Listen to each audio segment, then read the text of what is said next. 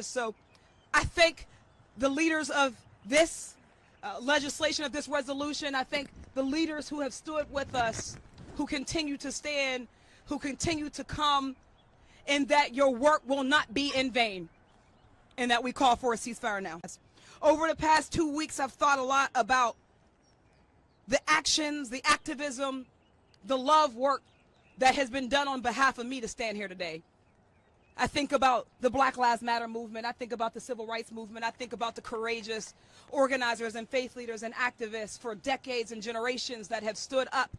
And because they stood up, we have carved out a better, safer world for more people. And I think that in times like this, we all have to decide, what is our contribution to that legacy? To that legacy of civil rights and human rights and justice and peace. And that if we don't act now, future generations will look back on this moment and they'll ask us, where were you when we could have saved lives, when we could have stopped a crisis? And where were you when the spotlight was on you and even when the pressure was on you? Did you do what we could? Did you do enough?